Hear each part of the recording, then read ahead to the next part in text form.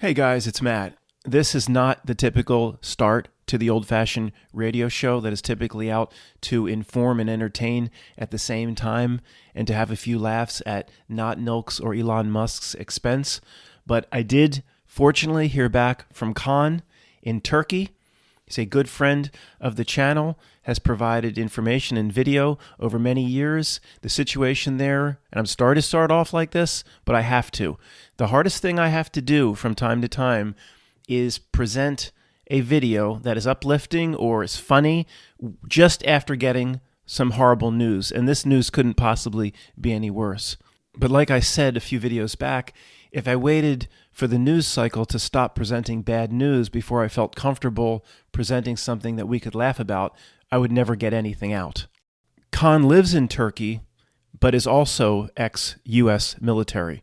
Kaan writes, "As a proud member of the old guard and an entity that danced with death before many times, it is my daily duty to practice to walk through life with a smile on my face, calm, collected, unaffected by the happenings of the external world, since I have realized long ago the natural state of reflection is from inside out. Yet, there are times when even people like you and I get paralyzed and hit heavy against the not Nilk when it utilizes everything at its disposal to bring us, true souls, down. It is one thing to wake up on a regular day and go through life facing only the minor hiccups and challenges. It is completely another thing to wake up in the rubble of what used to be a city full of life, frozen cold and smelling corpses under layers and layers of concrete, some still calling out for help, some voices fading as the hours pass and it gets even colder. You lift your head up to see what you're hoping to be help, but unfortunately it's just another group of bandits you have to fight to keep your loved ones and belongings intact. It's been established that nothing like this has happened before in written history as much as we know. An earthquake spreading out to 10 cities in 3 different countries with the same force affecting an area of 20 million people. Just imagine you wake up with a loud bang sound, turn on the TV, and realize that the state of Texas has been leveled completely, and those not dead are trying to bring out others, trying to help, he's saying. Roads and airports have been wiped out, so help is slow to arrive. Unfortunately, this is a race against time." Kaan goes on to write, "Fortunately, my family and I are unharmed, but we lost a house in the region in my wife's hometown and have yet to hear from our relatives in that area." Also goes on to say it looks like hundreds of thousands of dead, hundreds of thousands with millions, he says, seriously injured. I looked online today, Saturday morning, just to see what the different, quote, news outlet monsters would be saying. They're saying 22,000 to 30,000, but, the official, I guess they have to account official dead. I mean, of course, we'll take, Kaan is right. Who knows what the news will eventually be presenting. How many outlying regions or small towns there's going to report their dead is going to be reported accurately considering the situation at hand there. At some point, Kaan may be able to hear this. And of course, we wish him our best. The earthquake was Monday, I believe. It certainly was less than a week ago. And these are the current headlines on CNN.com. What we know about the unidentified object down over Alaska. George Santos may have been caught in another lie. White House says Biden's Super Bowl interview with Fox is off. Retired colonel on what he believes high-altitude object in Alaska could be. After a train derailment, Ohio residents are living the plot of a movie they helped make. Special counsel reviewing case of man on death row for 26 years. Kim Jong-un wants you to meet his daughter. I had to work hard at CNN.com to find information about the earthquake in Turkey that has injured millions and will kill over 100,000 people. This is the nature of the monster that the, quote, Homo sapiens sapien, which is the genus and species term for today's modern, quote, man, the monster it has evolved into. These are the types of headlines we're getting. And it's not just the news outlets and the Ministry of Information. The people looking over these headlines have long forgotten about Turkey. Where will the Gates Foundation put its money? Can we track Elon Musk's money going to Turkey? Can we track the Ford Foundation's money going to Turkey? Folks, who knows how many real people there are here like you and me? We are surrounded by monsters. Now, I understand you didn't come here to get into a certain mood where you just want to slide down under the bubbles into the bath water. Okay, this will transition into a normal old-fashioned radio show, but this isn't going to be CNN.com. We're just days later, all the headlines just turn to the trivial. The headlines about Turkey, Syria, and the surrounding areas, considering the magnitude of what happened, should dominate the news for months. It should be hard to find the trivial headlines amongst all the headlines about the earthquake. But I'm sure my Comcast ticker, when I put it on pause when Greg calls, has already turned to updating me on which current star of Housewives of Atlanta is going to jail, or which couple from Housewives of Beverly Hills are breaking up. And important updates like that. Everybody is rushing into Phoenix, Arizona, I believe it is, for the Super Bowl, or the stadiums in Glendale. All the Eagles fans have been flying out there to invade that Caddyshack pool for 4 or 5 days now. The Super Bowl will go on. The Super Bowl. Can I even say that? Everybody, we have to talk about this. All the commercials, the big game. They can't even say the word Super Bowl. Guys, I have to really bring the mood up of this presentation. It's one of these presentations where I just want to talk about one aspect of the sick society after the other. Somebody's crying out, Matt, keep doing that. I like that. That can't really be avoided here. They have to talk about the big game. They can't even mention the word Super Bowl, where if the world were real, the Super Bowl would go out to all the vendors and say, why not mention the Super Bowl as long as you don't say you're associated with it? We want you, if the world were real, they would say, we want you to mention the Super Bowl. They feel they can't say it or they'll be sued. I mean, what a sick society. It used to be just like radio ads. Smaller companies or local companies like, don't mention the Super Bowl, Fred. They'll come with their lawyers and sue us out of existence. Oh, yeah. Are you getting ready for the big game? Are you ready for the big game? There's millions dead in Turkey. Oh, we don't care about that. We got the chips and salsa for the big game. And then now it's happening all over television. So if you're not a gigantic sponsor of the Super Bowl where you have paid big money to be associated with the NFL, like the Coca-Cola Corporation and the monsters at other Fortune 500 companies like the Home Depot, you're not paying to use the word Super Bowl, and then they come proud partner of the NFL. So who would ever, now even little tiny vendors have that. They get the little flyers in the mail, 5% off duct cleaning. 5% off duct cleaning. It says, I'm not kidding you, some local ass vendor, proud partner of the Philadelphia Eagles.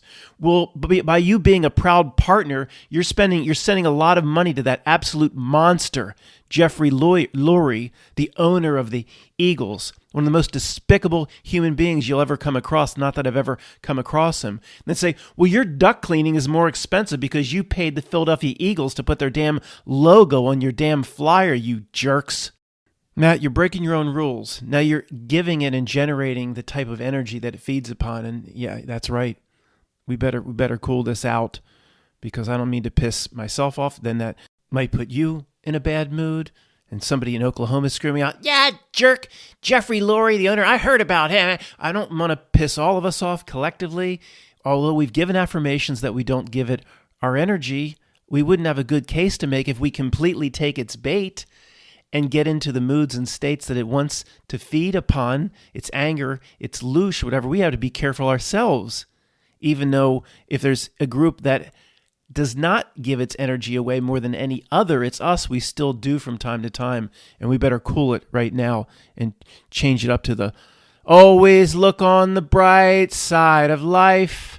Maybe right now we can watch that movie together. What is it? Life is Beautiful. He's in a fucking concentration camp, but everything's wonderful. And to the kid, it's a game. And at some point, no, you're crushed under a fucking roof in Turkey when cemented. You can't always play Life is Beautiful, but we can try as much as we're able.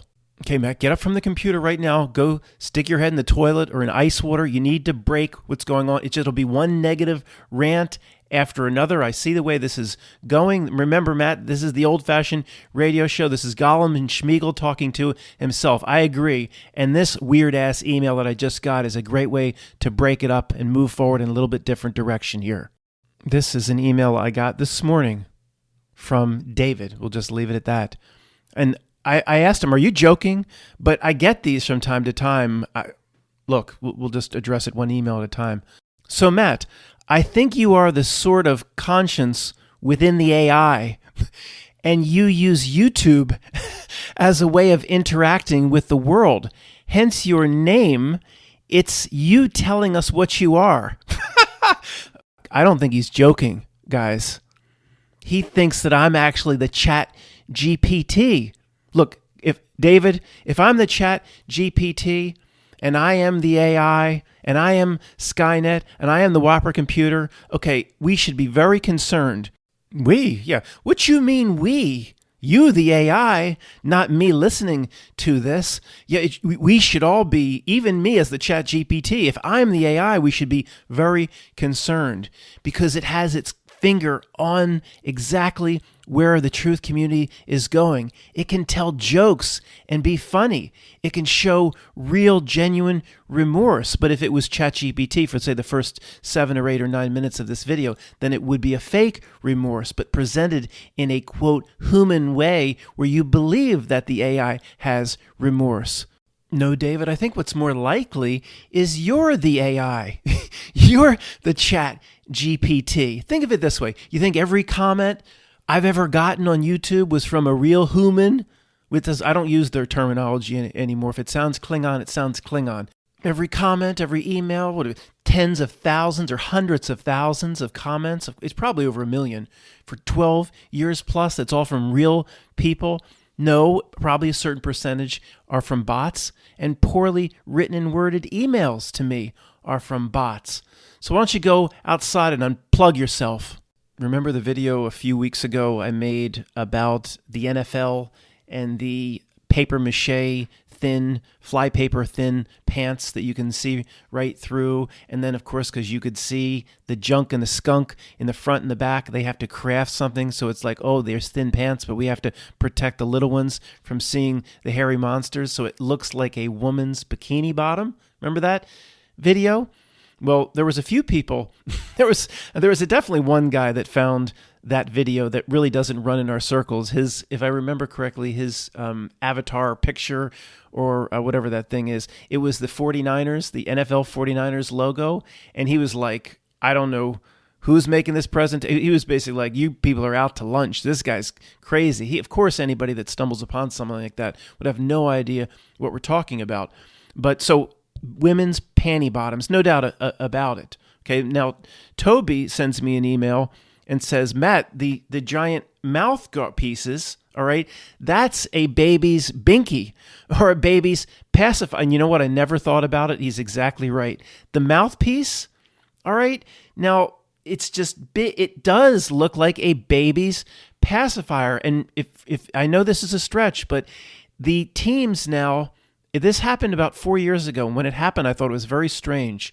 They're allowed to use the baby's pacifier, the mouth guard in the mouth, that is a different color than the uniform. So somebody at the University of Michigan, maize and blue, can have a bright pink, and many of them do use different colors. And I think maybe it's not as much in the pros because I barely watch the pros, but it's to call attention to the mouth, where in the past you really didn't notice the mouthpiece. And I'm telling you, as crazy as this sounds, if I'm making a presentation about they want you to see women's bikini bottoms, or at least that presentation through the flypaper thin pants, and Toby says also the baby's binky or the baby's pacifier, I'm telling you, as nutty as that sounds, and if you just stumbled upon this, you want to probably seek me out to have me committed, there's something to it. Watch the Super Bowl. It's way more in college. I watch a lot of college. The University of Alabama, white and red. Someone will have a bright green mouthpiece it comes all out. And I know it does protect like that, but it does, as Toby said, it's a damn baby's binky. And somebody's saying, Matt, this is, I like listening to you. This is some crazy horse shit. Are you kidding? I mean, that's a stretch, Matt, even for we big thinkers in this truth community. Remember that term I kept bringing up, the Chat GPT? I kept doing that woman's voice, the AI voice, emasculation. Remember, emasculate. That's what it's all about. Now, it's a tough, rough sport, the NFL, but if they can just take it a few rungs down the ladder, they're not going to be able to, of course, the 2-into-1, the blending of the sexes. The women become more like men. The heroine in Terminator, whatever, that Dark Fate, that horrible horse shit remake, whatever. It was the cybernetic woman, not the Terminator woman. We weren't sure for half the movie if it was a we weren't. The women get tougher and the men get weaker. Okay, this has been going on for many, many years. I don't know why this just popped into my head. A Katy Perry video. I guess we analyzed it. We did. We made videos about it, analyzed it in the truth community. All the weird horse shit that she had in that video where I forget, it's some upbeat, stupid poppy song. She's going around the amusement park. She gets on a roller coaster, and they're pairing a boy with a girl. This little wimpy ass, 125-pound guy with little tight white pants with a pink belt gets on next to Katy Perry, and they kind of smile at each other. And we were like, in the truth community, like, that's what they want to turn a man into. So they're never going to have that running around on the offensive line in the Super Bowl. Can I say that? Can I say a team of lawyers going to come after me because I said the word Super Bowl? Oh, I'm sorry. The big game. I'm sorry. I'll never make that mistake again, team of lawyers. This little nerdy wimp-ass wuss sits next to Katy Perry, and they smile. And that's what they want to turn him in. And then they want to blend the sexes together. I guess it's part of their creepy 2-into-1 religion. But they can't do this to the NFL. But any way they can, their incrementalism is evil genius and in the extreme. They'll put in a baby's binky. They'll put him in bikini bottoms.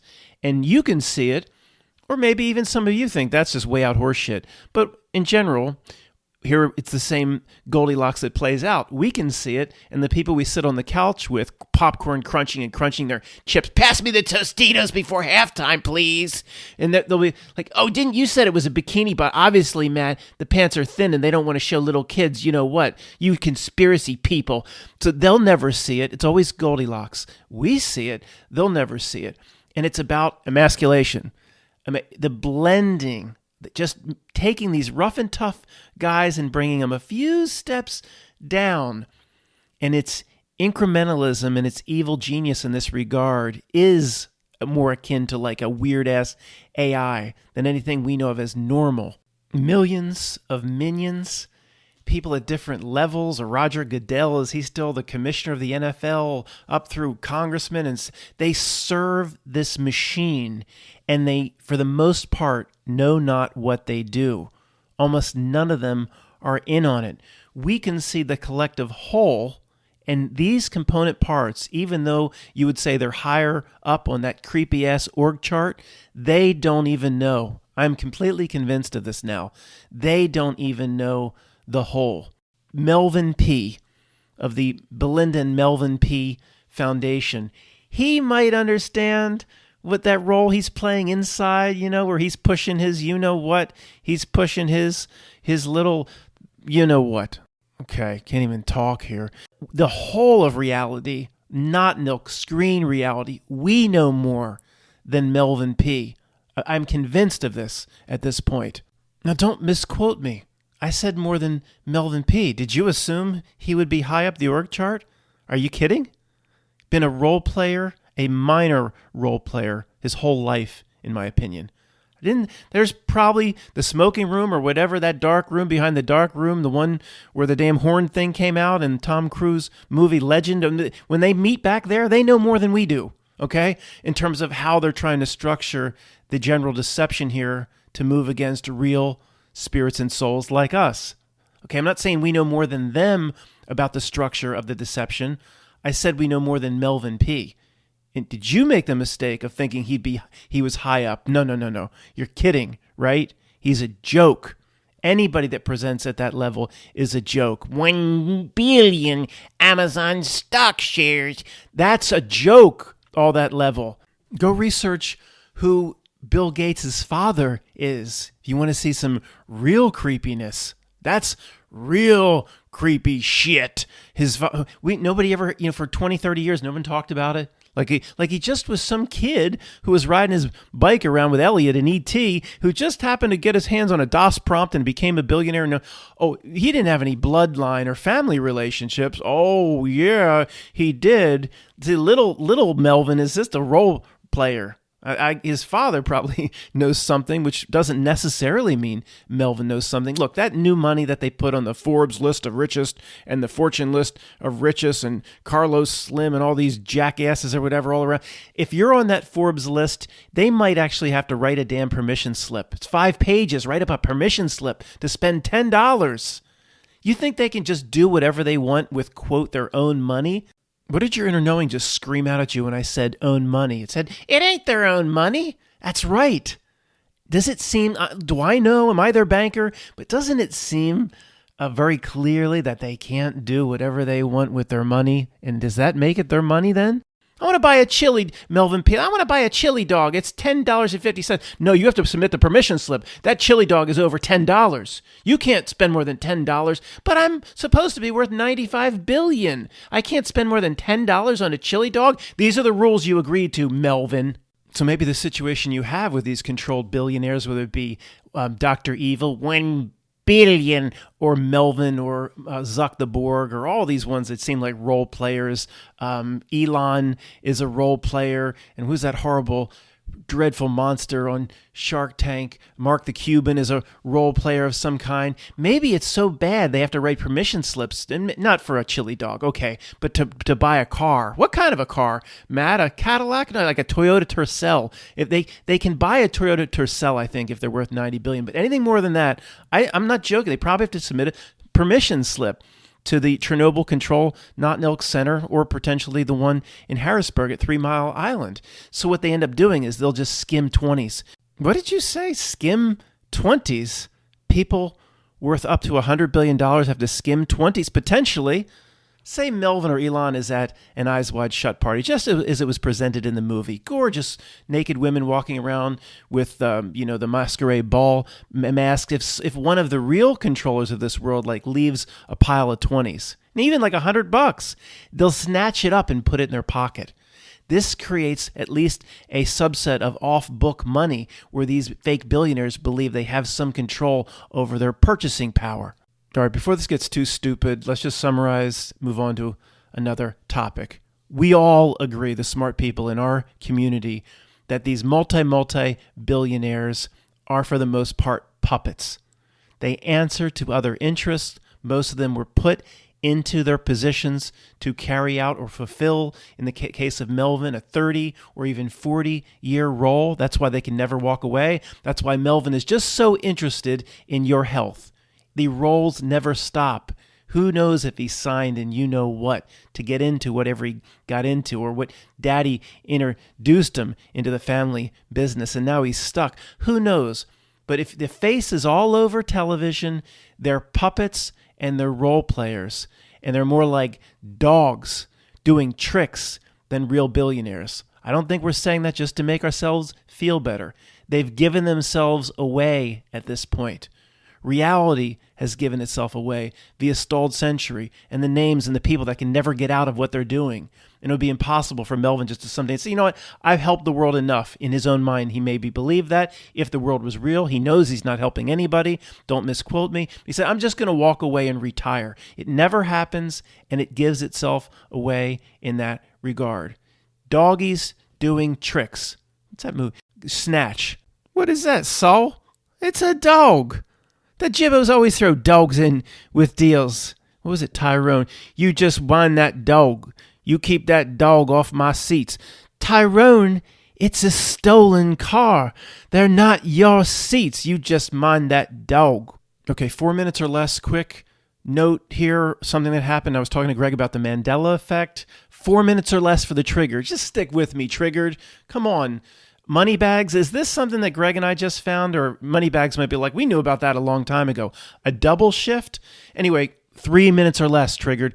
George Burns, Gracie Allen show. If you just go to an old person and say, good night, Gracie, and they will turn around and you and many will say, good night, Gracie. George Burns would go out on stage to end the George Burns and Gracie Allen show, and he would say good night, Gracie. This is the way people remember this reality doesn't exist anymore. And Gracie would say, as a joke, of course, good night, Gracie.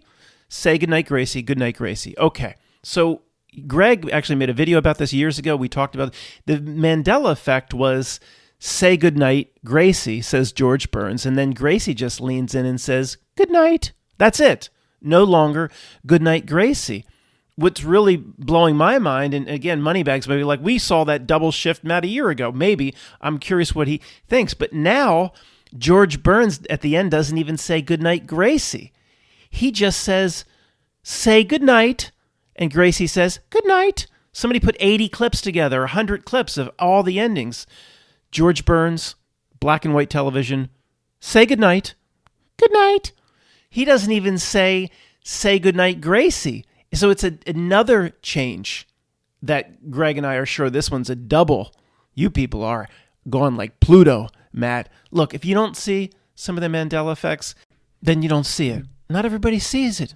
We bring different things to the table. People yelling, it's a psyop. Oh, so Matt has done a pretty good job routing out fraudulent presentations, pointing things out like John McEnroe, the double meaning of you cannot be serious. And people are like, yeah, that's basically what was going on there. All that stuff Matt has brought to the table now for over 12 years. But it's just a shame that over here he falls for the psyop of the Mandela effect. Yeah, I'm a fool. No, see, we have 100% recollection of what we call an anchor effect. Reality itself has changed for what we consider to be an anchor effect. I ask you now, do you know the name of your own mother? You do? Oh, that's good. If her name changed, would you believe what you remember or what the new name was on the birth certificate? If it just said Barbara J. Smith, and that would you, oh, I must be misremembering. No, that's what an anchor effect is. Thanks to Marcia, well, thanks, I think, for a bunch of updates on the latest AI ChatGPT related news. Here's one. Here comes Bard, Google's version of ChatGPT. Google's trying to catch up, and it's released Bard. What is this? February 6th, 2023. The new AI chatbot is available to, quote, trusted testers for now and will be released to the public in the, quote, coming weeks. Why does the article have quotes around coming weeks? Pretty much gives away that the Bard wrote this article itself. Matt, the Bard writes every single article on the entire web at this point. There's not a real human that can be found. Announcing the company is releasing a new conversational AI tool called Bard. Probably, is there any doubt that it's the same damn thing? It's Janus with two heads, ChatGPT on one side, Bard on the other. It's a two-headed hydra on the same body, under intense pressure to compete with ChatGPT. Oh, I'm sure Google had nothing to do with ChatGPT, but I'm just one of those conspiracy people. The buzzy AI chatbot that has become a viral sensation and Ouija board, Google announced on Monday that it's releasing its own, quote, experimental conversational AI tool called Bard. Google will first give Bard access to a group of trusted external partners, according to a company blog post on Monday.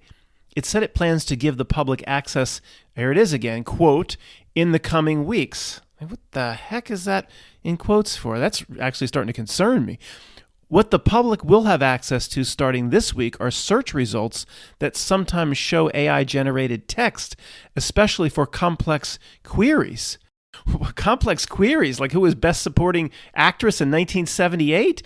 Can you even say that word anymore? While Google has for years used AI to enhance its it has? For us? It's enhanced its products with AI behind the scenes. Oh, the company has never released a public-facing version of a conversational chat product. It seems that the breakaway success of ChatGPT, the AI conversation tool created by the startup OpenAI, that it's just its own little startup. It has nothing to do with Google. Who would think that? Can auto-generate essays, poetry, and even gangster rap. And which amassed 100 million users and mind control zombies just 2 months after it launched. It has nudged Google to make this move. So the message that this article is presenting to the mindless that would read it. Matt, you're reading it. I am reading it. I'm maybe one of the 5 non-mindless that's reading it. But the message to the dopes is that Google, they've been working on this AI stuff and they have some. See, ChatGPT beat them to the market. Now they're embarrassed. They have to play catch up. And what a coincidence that they just a few months later, they have their own conversational ready to take out to the public. What a coincidence. It's like, the Wright brothers putting their little plane together, and about 4 months later, this group over here is putting out a 747. The Wright brothers are like, we'll release our 747 next week. Well, you had the damn paper mache wings, and now you've got to, so we're supposed to believe you didn't have that 747 ready to go. They make it seem like, they don't have it, they have to play catch up. It's probably the same damn thing anyway, Matt. It's a 2-headed Tyrannosaurus Rex from Jurassic Park. How do I become one of these trusted testers? Matt, first of all, you ain't never going to be trusted by them. You ain't never going to be a tester. But I'd love to give it a series of, you would just say, conspiracy questions. Hoping it knows everything, right? That the programming isn't quite there yet where it'll leak all this shit out. Not that we don't already know, but I'd like to hear it from them. Bard? Question number 1 comes from Matt McKinley, Malvern, Pennsylvania. Hey, Bard, who killed Kennedy? It'll come back in like a Stephen Hawking voice, although it can recreate any voice in the world with perfect accuracy. They'll have to make it look good. It'll come out with Stephen. For that answer, I direct you to the 9th level of Metroid. You know what happens when you get there? Nothing.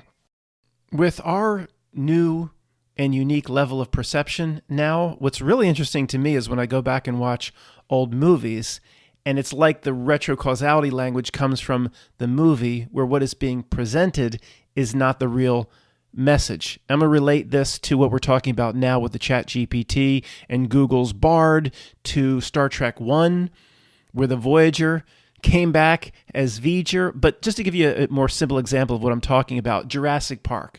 Okay, surface level.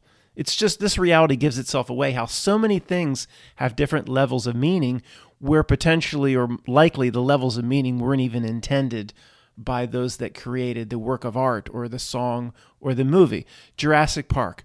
Is it really about dinosaurs getting out of control or when man tries to contain nature? Okay.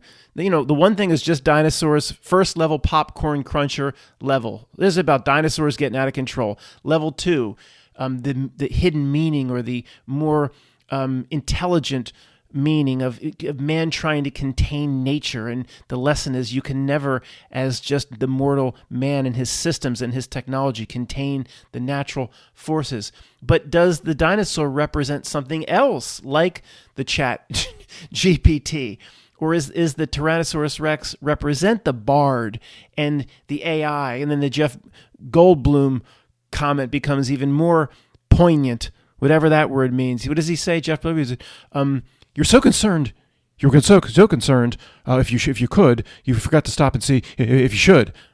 That's the best Jeff Goldblum I can do, other than an Apartments.com commercial. But isn't it amazing how an entire career can be made off one sentence? One sentence catapulted that fraud to the top. Although he's been decent in other things. Let's give Matt. You don't have to pick on everybody. Give Jeff a break. Yeah, you're right. I mean, Jeff doesn't seem to be running around with Melvin P. pushing the latest renting of the movie, or he's been relatively quiet, not like Martha Stewart was getting up in your face. Last year she was on Puppy Bowl with Snoop Dogg. Her and Snoop Dogg ruined Puppy Bowl for me. And how could that be ruined? It's just like, I just wanted to watch the puppies. What happened to Kitten Bowl? I like that better. But Martha Stewart's new get your booster, get your booster, get your booster, get your booster commercial. All the symbolism associated with that commercial, with a samurai sword cuts off the top of a pineapple, which is the crown of a pineapple, and the way certain pots and pans are configured. And of course, I think the magenta's in there, and the blue Band-Aid, as Steffer said, blue bloods over the, I got my booster, I got my booster, I got my booster. I mean, what a bunch of monsters. So relative to these monsters, Jeff Goldblum, I would like to apologize. I just looked it up. Oh no. Martha Stewart and Snoop Dogg return to host 2023 Puppy Bowl. Matt, that just means they did a double filming last year. Yeah, probably. Or whenever, how many ever years they've done it, they filmed it back to back to back, did it once, and then they'll pass it off as next year's, most likely. See if they say, for those watching the Puppy Bowl intently, see if they say anything about a current event or about the year. Well, they still could say the year if it was filmed last year. They could say the year having it still being filmed last year. That's probably what it was. See if they say anything about the earthquake in Turkey or a current event. No, it was filmed once. They pass it off to dummies like they're back again. Yeah. Snoop Dogg is so loved and beloved by Middle America, which makes no sense if you listen to his early gangster rap albums. Murder was the case that they gave me. Murder was the case that they gave me. And he's down with the Bloods or Crips or whatever set he was associated with. And in one of the songs, it was, this is a Dr. Dre song. He's real beloved nowadays in the Middle America community as well. It says, gap teeth in my mouth so my blanks got to fit. He's talking about those sorts of acts. I thought he was with women, right? But I don't know. That was maybe Matt, that was a prelude. And on one song on his own album, Doggy Style. This is the person that Middle America is showing their children with Puppy Bowl. Find his original album, Doggy Style. He had this fight or something. They fought with Eazy-E or with this person. And Luke Eazy-E. He says, and Luke can eat a big fat boo. And it's that sort of act again. He's yelling it out in one of his songs and that's the one with Gin and Juice, but that one's pretty good. But what does he say in Gin and Juice? Ginny and Juice, that's just so horrible. It's like 6 a.m. and my bitch is still there, 6 a.m. We ain't leaving till 6 a.m. Now, this is what Middle America is showing their little kids for Puppy Bowl. You want to talk about a cognitive dissonance or a wrestling or a fracturing of the subconscious and unconscious, because the frontal lobes watches the Puppy Bowl and, we're so told that Snoop is such a great guy and he's so beloved, and I would want Snoop to watch my kids if we were going out to the movies on Saturday night. He's that loved and beloved. But the unconscious and the subconscious in people, that's smarter than the zombie that this not milk system has developed. The subconscious wrestles with the unconscious, says, this doesn't make any sense. That person screamed out, murder was the case that they gave me. He says he's associated with the Bloods and the Crips. He says he wants to do this really disgusting act to Luke in one of his albums called Doggy Style. Why are we letting our kids watch this? It's destroying people from the inside out. That's the evil genius of this not milk system. We'll be the only sane ones left in just a few weeks. Oh my God, look at this. Owl, like a bird. Owl photos are flooding the internet ahead of the Super Bowl. Here's why. CNN. Superb owl, no wait, Super Bowl. Oh, come on, no. So it's basically saying like so many million people search for the Super Bowl, but you type in SUPERB and then you put space OWL and you get all this owl stuff. Look, let's just move through this quickly. They love the owl. Whatever that creepy little plaque is at the top of the Bohemian Rhapsody queen from Bohemian Rhapsody, Mamma Mia, but it says weaving spiders do not come in here, whatever that horse shit. What the hell's that stupid thing mean? Weaving, the whole damn, everybody in there is a weaving spider, like I've said before. It's a mockery, Matt. Everybody comes through the door as a weaving spider. So in it here it says, somebody from the Nature Conservancy says, they love the internet phenomenon where people are searching for a superb owl. This internet phenomenon puts these feathery creatures in the spotlight, which ultimately aids awareness, said Matt Williams, director of the conference. Oh, come on. Give me a break. And then it says, in big bold, a stone cold predator about the, look, if anybody's new here, those in control of the screen or the outer ring of reality, they love the owl. They love making the presentation of the owl. Matt, don't you know that means Moloch? I don't know. We don't know what it means. Who cares? You don't know that. You're just parroting what other dumb BitChute truthers said. We don't. Who cares? But it obviously, nobody's mistyping Super Bowl for a superb owl. Whoever controls the outer ring of the fluid, screwed up reality loves the presentation of the owl. And yeah, I guess, Matt, you're like that. You say they don't just mock for the sake of mocking. This one pretty much is, in my opinion, pure mockery. Just got to remind themselves how important they are. Give me a break. Anybody over age 45 may remember the old Tootsie Pop commercials. How many licks does it take from Snoop Dogg to get to the center of a Tootsie Pop the world will never know, where the owl presented the 33? Remember that old commercial? Yeah, he presented the 33. He goes, wise old owl, how many licks does it take to get to the center of a Snoop Dogg Tootsie Pop? And the owl's like, give me that thing. Give it to me. Let's see. 1, 2, 3. And he bites the damn thing. 3 licks. That's the 33. Come on, Matt.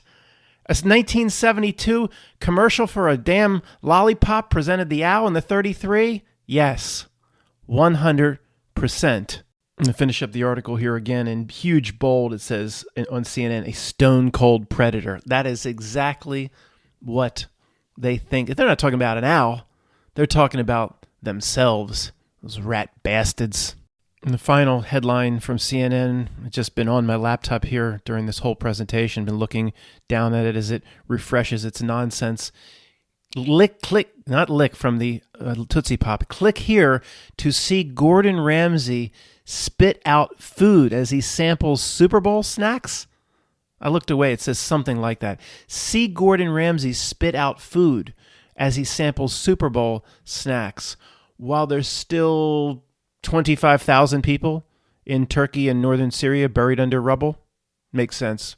Very proud of what the human being has evolved into. We should all be very proud. We should all be very proud. We should be proud to a degree that we're breaking away from it in every sense.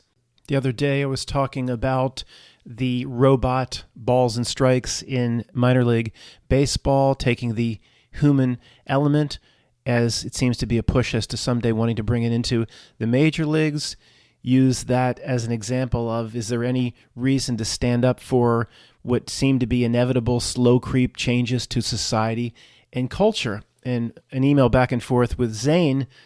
Zane reminds us, or me, at least that's what the main thing I took away from his emails, was that their incrementalism in pushing everything to the digital sometimes is not all that it seems. In other words, they might not have any intention of taking the robot balls and strikes to the major leagues. Well, they might want that 20 years from now, but for now, they might make it seem like they're close to doing that by putting all the AAA minor league into an AI or robotic or computerized balls and strikes, taking the umpire out of it, almost knowing or expecting the people to complain. So there'll be like a half measure. Okay, we heard you, the people. So the people will believe they're getting a big win because the human element will stay in Major League Baseball, but they'll increment a smaller creep or incursion of the digital, of the robotic, of the AI into baseball. But people will be conditioned to believe they got a big win because the umpires are still there calling balls and strikes. So it seemed like what the main takeaway I got from Zane was sometimes they'll shoot for too much where all they want is a 1 out of 10. They'll back it off to a 1 out of 10, and then the people will think, per their complaints, they got a win, when it's exactly what was planned by the outer reality, not Nilk asshole. That may have been a little confusing, so I'll just say, if they want to put this little piece of technology into baseball, they'll kind of put it out or make it seem like they're going to do all balls and strikes via robots and laser beams. And then they know their fans will be upset about that. And then they'll back it off to what they really wanted to do, but the fans will think it's a huge win because they backed from 10 out of 10 down to 1 out of 10 when all they ever wanted to do is that incremental 1 out of 10. Yeah, it's just at the bizarre negotiation tactics. I'm going to sell this rug for $500. The guy knows he'll sell it for $100. The guy coming up to the table says, I'll pay $2, knowing he'll go up to $90 or whatever. Obviously, they use bizarre, not bizarre meaning strange, but like at the bizarre negotiation tactics in making their slow creep AI moving a human being towards the digital. And of course, there's other ways to do that. They could present something that is so bad that putting your consciousness, of course, we'll never do it, but to the average person, putting your consciousness into the matrix or into a digital environment appears good next to the horrible solution, problem, reaction, divide solution that they presented, that they'll present something so horrific that actually moving consciousness into digital seems good in comparison to that. Let's tell you, Skynet's here, and you've got 5 days to get your consciousness into a Ray Kurzweil coffee machine. That'll look good to some people. They look, these are all first grade tactics. It gets scary thinking about the stuff we don't understand. Images sent in here from Jason. One more to check off the list. John Cena, just a few days ago. Images of him parading around in a dress and high heels. The big, tough, 20-inch arms, professional wrestler. It was the Marine in a movie. John Cena parading around in a dress and high heels. I think if you want to find it, you just type John Cena shows off his legs. And I think it's black and white dress. And it just appreciate just having one more to check off the list. I'm quite excited about it. Alec Baldwin, it appears, has never been in a dress.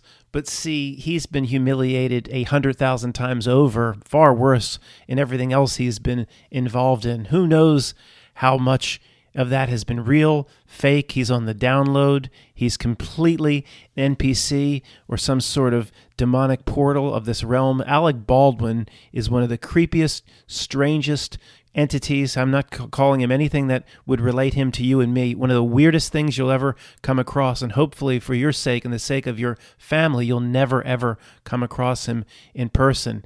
Because of this Rust thing, they were filming, quote, Rust, and the firearm incident where he's facing 18 months to 5 years in jail for 2 counts of involuntary homicide, is it? Or manslaughter? I'm not sure, but it's 18 months to 5 years in prison and the Hutchins, I think her name is Hutchins, who was, quote, killed in the incident, is suing him in a civil lawsuit.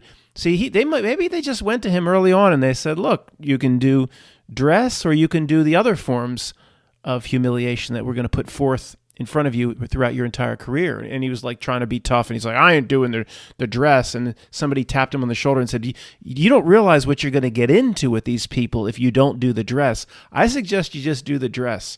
You just saw Wong Fu come out, the Patrick Swayze. He came out of it okay. He's still considered pretty cool, even though he did Wong Fu. It destroyed Wesley Snipes, I guess Wong Fu did. But somebody's like, Alec, trust me, dude. Just do the dress. No, I ain't doing the dress. No, I'm not down with that. But you're opening up a can of worms. Then they might do a whole host of things you'll really regret over here. Yeah, I'm doing it. Well, he's probably so sick that he brought half of those things on himself. But the other half, is it part of this, quote, humiliation that they have to seem to go through? And John Cena is going through it big time now. It's not just the dress.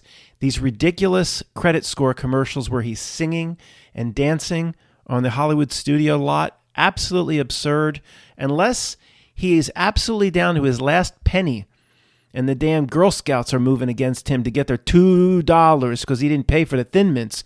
He wouldn't be doing those sorts of commercials. Also another type of humiliation. These people that get under the dragon's wing, I must have said that like the room. The people that get under the dragon's wing, what the hell are they getting involved in? In terms of the general story, what happened? The filming of, quote, Rust? Let me ask the little box voice that, let me ask it what really happened. See, the ninth level of Metroid. Are you saying, little voice box, that it was nothing? I'm sorry. I don't buy it for a second. Give me a break.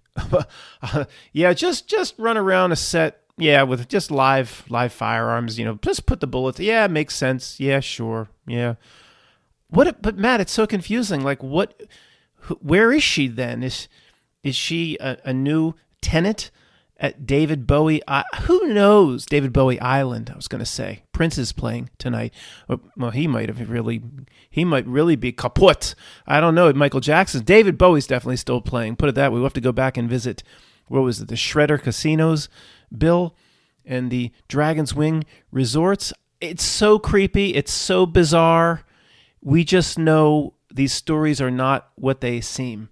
Main part of the new book is leaving all of that investigation behind and just staying focused on the only realizations in this life that are important. And there are only a few that are important. We can make fun of it in the old-fashioned radio show. I don't want to lose anybody. But other than what we're doing here, to do a serious investigation, SCRIOUS, is absurd at this point. Who knows what happened? It's not what it seems. Who cares?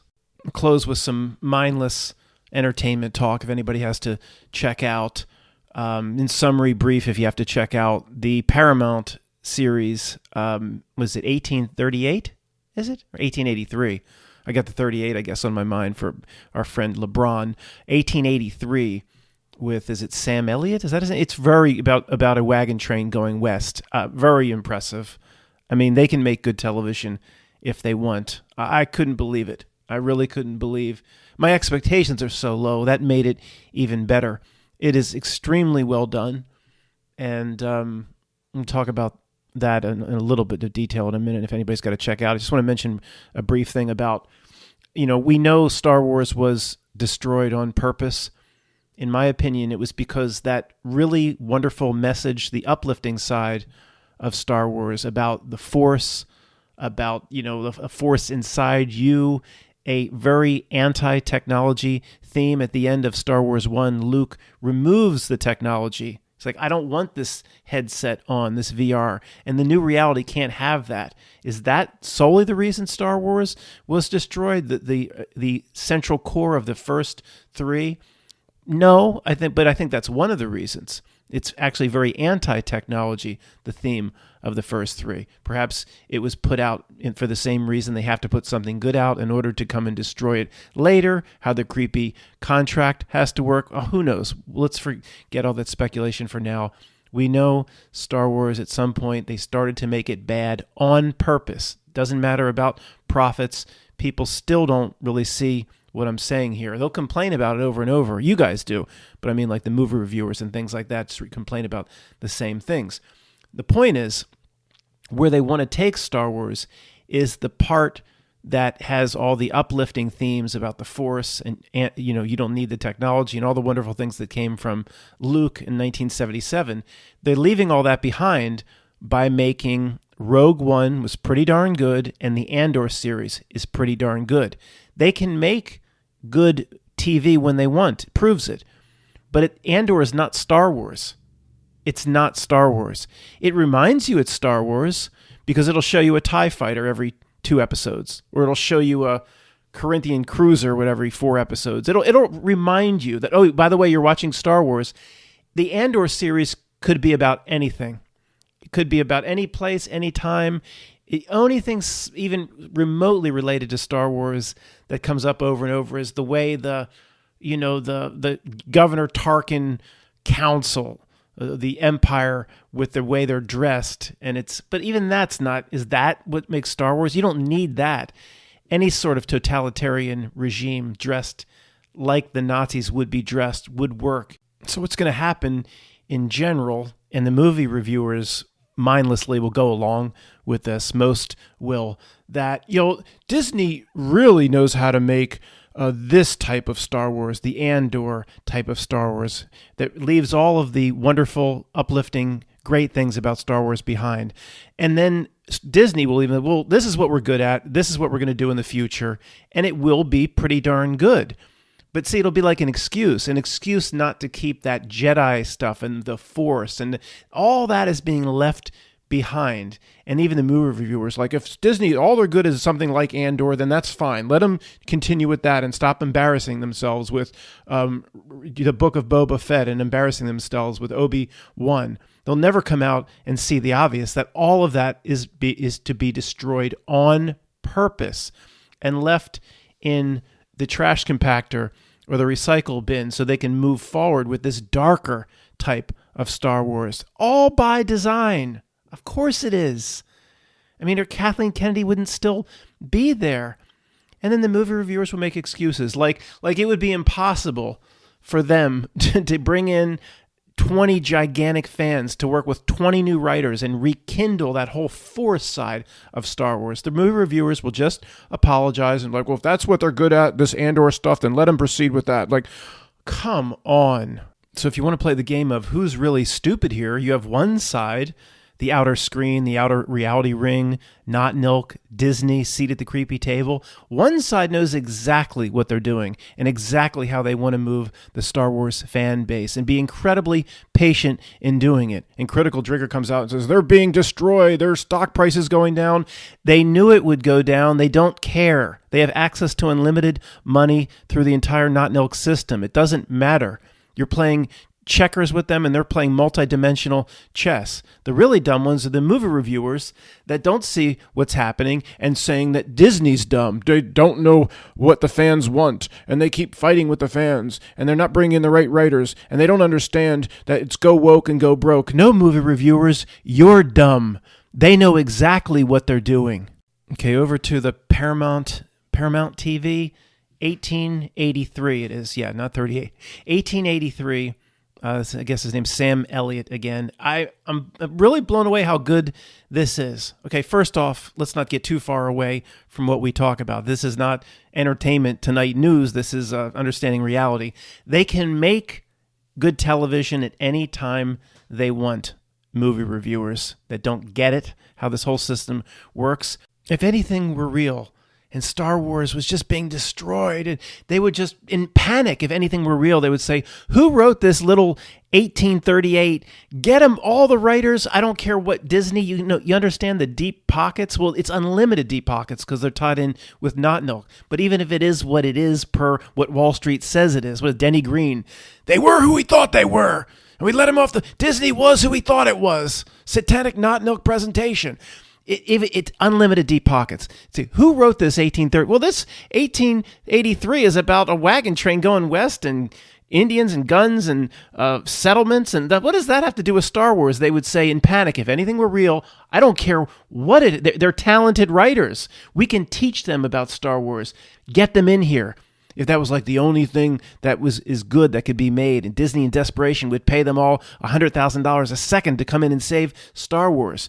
Because Star Wars intact over time is a $1 trillion franchise if you treat it the right way. Okay, $1 trillion. So, okay, they can make good television when they want to. And there's also giveaways in 1883. I'm not going to give you any spoilers or anything. It's just a wagon train going west. Okay, obviously there's a lot of hardship associated with that. I'm not going to give anything away. There's a scene or a flashback, some of them going west, and Sam Elliott has a Civil War background. Many of them have Civil War backgrounds. And there's a scene, a defeated, by the way, Tim McGraw. Tim McGraw and, what's his wife's name? I got to look it up. Hold on. Faith Hill. Okay, I'm watching this damn thing for an hour. And I'm like, well, when's Tim McGraw and Faith Hill come in? And I went, oh my God, that's them. I watched the damn thing for 40 minutes and didn't know it was Tim McGraw, and Faith Hill is incredibly good. Both of them are top notch.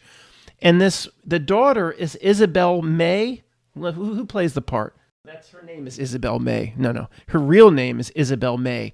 Incredible actress. We can't find a good actress to play the part of Daenerys Targaryen or the new Targaryen. The replacement one is pretty horrible in the new Game of Thrones. The young girl was excellent in the new Game of Thrones. Yes, these actors are out there. They can find talent. She's incredible in 1883.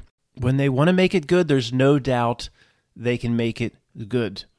The quality could be up from what we experience with Indiana Jones and Poltergeist and E.T. and stuff in the old days with Star Wars and Jaws. It could be getting better. They have these capabilities. They have if the Chat GPT is not working out for the script, they have the ability to go to real people, real creative imaginations from real spirits, real fans who are real people like you and me, and bring them in. They have the access and the ability to make this stuff off the charts good. Every so often, we get a glimpse of it, like 1883. It's so obvious that it is made bad almost across the board. The ruination of the Terminator series, the ruination of Star Trek, the woke and social justice inserted into everything to ruin it. Without giving anything away, let me tell you about two strange, I don't know what to say, not Nilk markers, or something associated with 1883 that just, there's something going on with, there was a need for the system to make 1883 good. This proves it didn't just slip in. Matt, every so often, they're going to have writers that are competent. Something will come out and no, this is intentional. The Not Nilk knows exactly what it's doing for some reason. And maybe in comments or in future comments, why is the Not Nilk wanting this to be good? Here's the reason. Tom Hanks shows up in a cameo for, 40 seconds. I mean, the ultimate Not Nilk top creepy, top of the pyramid actor almost of all time. He almost like, if he was walking down the street to you and me, there'd be like a weird magenta radiance that comes off him, like some sort of demon just walked around the corner or something. And then go watch videos of his son. Holy heck. It's like the son of Satan in Constantine. That movie with Keanu Reeves, or the devil comes down and it's like Gabriel's in the other room with the spear of destiny, and it's his son. It's Satan's son. That's like Tom. Go watch videos from Tom Hanks' son. I'm not joking. It's weird. Who knows what that thing is? So okay, here's what happened. I'm not giving anything away here at all. Just the scene flashback. Tim McGraw was a Southern captain in the the Confederacy during the Civil War. His not giving anything away here, just a short flashback. Won't give anything away. If you have access to Paramount, or just pay $5 a month for a few months and watch it and then get rid of it. Defeated the Confederacy in this scene is defeated. Again, it's not during the Civil War time. It's a flashback. Blood, guts everywhere. And Tim McGraw is a defeated captain, one of the few left alive. And here comes a Union general. Now, I'm not looking for Tom Hanks. I don't know who it is. You're not sure. And they don't really go out of their way. I mean, it's obviously Tom Hanks, but it's not like they're so proud that it's Tom Hanks that I don't know. It's like somebody comes and sits down next to Tim McGraw and almost like comforts him, puts his hand around his shoulder. Is there some symbolism here? Probably, but I don't care to do that anymore. I just don't. We know what the Civil War was not. We're pretty confident in our own history at this point, although there's still a lot of mystery, but let's just move on. And you're like, it's 30, 40 seconds. He's comforting Tim McGraw in this flashback. Like, that's Tom Hanks as the Union general. And it's like, wait a second. What is he? The king of Not Nilk demonic actors is in this thing? Well, what are they trying to say here? What does this thing mean to the Not Nilk, this 1883 presentation? Okay, if that wasn't enough, an episode later, I don't know where they are, in Abilene, Texas or whatever, and something happens, they got to go get the marshal. Here's a cameo, a larger cameo, maybe 3 minutes, 4 minutes, I don't know. The marshal is Billy Bob Thornton, shows up. What? And he's this real nasty marshal, let's just say takes justice into his own hands. I'm not giving anything away. It's just a few minutes, and then it proceeds. So then they've got Billy Bob Thornton coming in, and you just think about the budget. How much did they pay Tom Hanks? And it's not about, when it comes to Not Nilk, it's not about budget. So watching this whole thing, it just screams to me that, again, you guys know what I'm talking about. I'll put it in this sense. If anybody's new, they'll be like, what the hell is he talking about? Not Nilk just needs this thing to be good. All right? It's about a wagon train. They're going west. Okay, I've said that. what would you, let's just say things work the way your Aunt Ginny or your cousin thinks they work. Do you really need Tom Hanks to come in and do 40 seconds or 50 seconds in some weird cameo? And well, Matt, you don't know what they paid. It's not, you just sense it's not about the money. If a certain weird phone rang in his house, said, Tom, we need you. He's not going to, oh, it's from you or from this group. Oh, I'll be right there. No questions asked. You get the sense that let's just say that things work the way your cousin says they work. What would they have to pay Tom Hanks to come in for 30s? Is it really necessary? It's not necessary at all. You are invested in this group going west in the characters, especially the young girl. She's pretty, but I'm not talking about that. She's just phenomenal. Carries the whole show. You're invested in this group. You don't need Tom Hanks for 1 second. I can see, and anyone can see, that Tom Hanks didn't bring one viewer in, unless somebody's going to make the BS argument they can drop Tom Hanks's name and that'll get somebody to watch. No. Okay, Tom Hanks himself. What if things work the way your cousins think? Okay, Paramount Network. There is at least a somewhat limited budget. It's not Disney. All right, it's a big studio, fine. But then Tom Hanks, you want me to come in and do 30, 40 seconds? Tom Hanks would be like, no, I don't care. I'm not flying in there. It's like the Not Milk needed it to happen. And the same with Billy Bob Thornton. Okay, Billy Bob, come on in. We'll pay you for a day's work. I know they're all so desperate for the money. You don't get that sense here. You almost get, and this is really weird. I know this is really weird, and maybe I'll just go too far sometimes.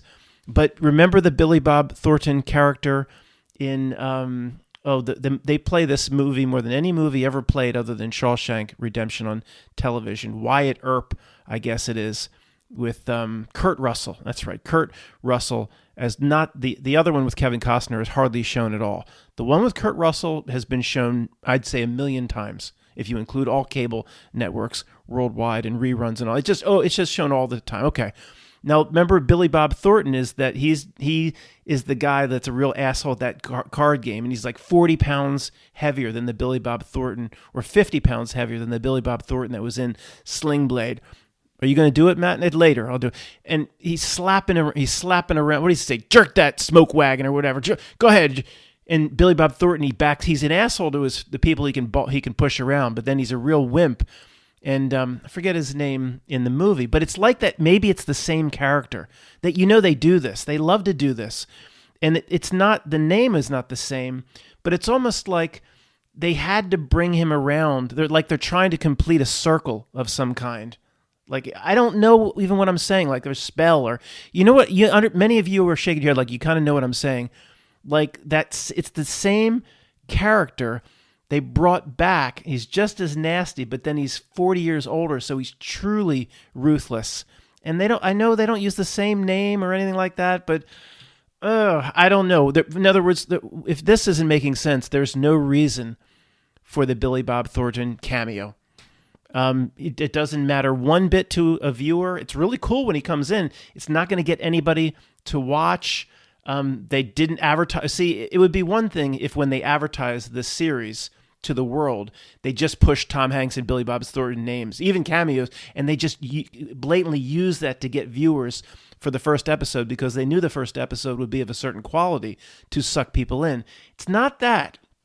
It's some weird Not Milk thing that I'm not describing, and I think some of the old guard's going, I can kind of see what you're talking about, Matt. We'll explore that in the future. Something like completing the circle. I'm not prepared to think about what Tom Hanks's roles were in the past regarding the Civil War, but definitely this Billy Bob Thornton. I got to pause and I'll remember his name in a second. Okay, Johnny Tyler. So and they make a fool out of him. He comes out. And he's just standing there, and he's got a shotgun in his hand. And, of course, Wyatt Earp is so tough and so cool and so strong. And Doc Holliday, Val Kilmer, is so tough and so cool that this other guy who can completely beat everybody else up is a killer. He's so nothing compared to those two. He's standing there like a little boy. And Val Kilmer's like, Johnny Tyler, are you still standing there? Johnny Tyler? And Wyatt's like, put the shotgun down, or whatever. It's something like along those lines. Like, or it could be something as simple as Billy Bob's like, in my cowboy movies, I don't want to go out like a wimp. I want to come back. Who knows? I'm just going to close it with this. For some reason, the Not Nilk, one, they can make good TV when they want, whenever they want. They can make good movies whenever they want. If anything is subpar or horrible in an existing franchise that's famous, it's because they're making it bad on purpose. And for some reason, for this 1883 thing, the Not Nilk wanted it, maybe for their own purposes. Maybe somebody at the real high up the org chart who, in the back room you'll never see says, I'm really interested in this and I want it made good. Well, we don't make things good anymore, sir. We give the masses absolute shit to demoralize them and learn helplessness and And that thing leaned into its like Snoke or whatever, Snoke from Star Wars, that horrible thing in one of the news, something like Snoke leaned out from its shadows that said, no, you tell Paramount to make this good because I want it good. For me, just for me. And if the U.S. or the rest of the world enjoys it, then that's their luck. The way Tom Cruise went before the Maverick, the second Top Gun, and like, we did this for you. Like it was like 1 in a million. We made a good movie. Tom Cruise has this message. I didn't see it in the theater before Top Gun Maverick saying, hey, this one's good. We did this for you. And if you read between the lines, it's like Tom Cruise saying, hey, we can kind of do this whenever we want. And we're like giving you one that's really good here. And we could do this every time. And does Tom Cruise really know what's up, going on in back of Not Nilk and ultimately what the strategies are? No.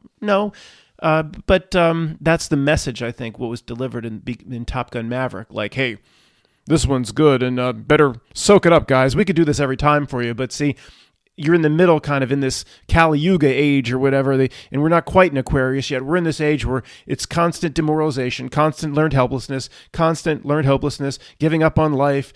So we can't do this very often. So enjoy this one, guys, because Tom Cruise said in Top Gun Maverick, because we won't do it much for you again, you sons of bitches. Thanks for listening.